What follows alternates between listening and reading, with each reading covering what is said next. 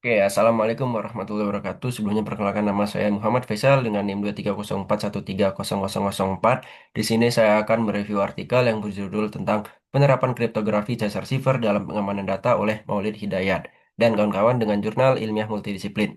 Mungkin berikutnya itu saya akan menjelaskan tentang latar belakang dan juga rumusan masalah terkait artikel ini. Dari pendahuluan ini saya ringkas menjadi latar belakang. Jadi paper ini membuka dengan pengamatan sederhana kebutuhan keamanan informasi dan juga makin penting karena pertukaran data yang masif. Penulis menempatkan kriptografi ini sebagai salah satu solusi untuk menjaga kerahasiaan, integritas, dan juga autentikasi pesan.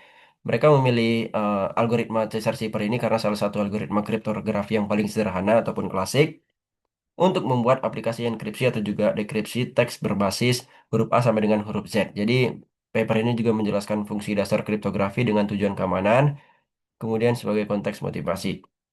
Adapun perumusan masalah yang dari artikel ini, yang pertama itu, walaupun nggak ada di artikelnya, saya ringkas menjadi yang pertama itu ada bagaimana menerapkan algoritma Caesar-Cipher ini, kemudian bagaimana merancang antarmuka untuk melakukan proses enkripsi dan juga dekripsi, kemudian apa batasan menerapkan sederhana dari karakter ataupun alfabet ini. Jadi metode apa yang digunakan di sini menggunakan metode Caesar-Cipher. Jadi kita bisa lihat di sini eh, untuk prosesnya yaitu pertama, ada tentukan beberapa besar pembinaan karakter yang dipakai untuk membuat cipher text ke plain text. Sebenarnya kita harus mengetahui dulu Caesar Cipher ini apa. Jadi, eh Caesar Cipher ini kode Caesar metode enkripsi yang sangat sederhana, sangat populer. Jadi, kode ini terdiri semua huruf pada teks asli. Plain text disubstitusi dengan kode kemudian berubah menjadi huruf lain yang punya selisih posisi tertentu dalam alfabet.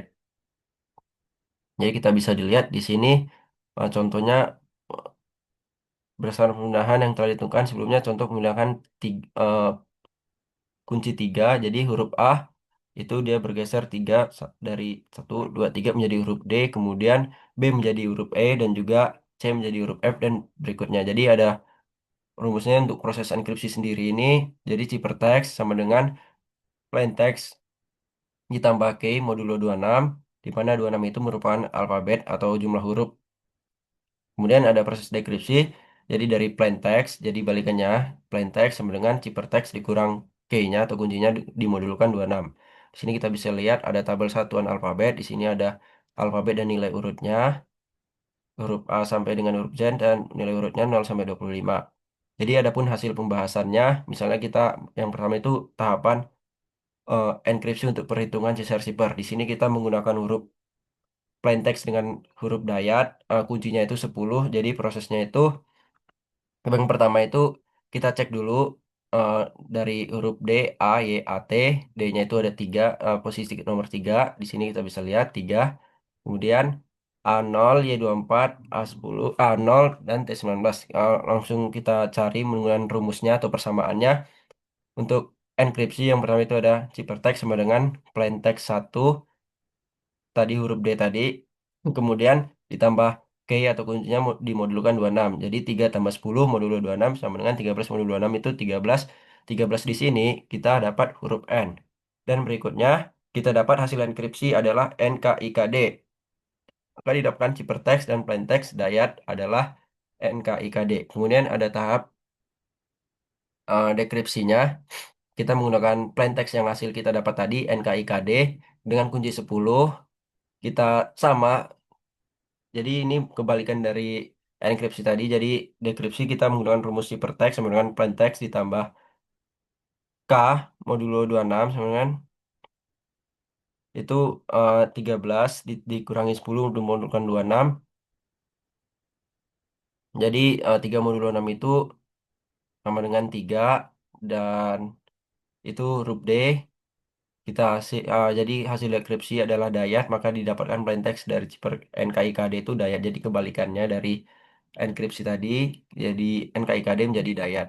Jadi berikutnya itu ada tampilan program yang dibuat dari artikel ini. Itu dia ada untuk mencari enkripsi dan juga dekripsi menggunakan tampilan. Di sini kita kita bisa melihat tampilan berandanya, tampilan awal aplikasi receiver-nya.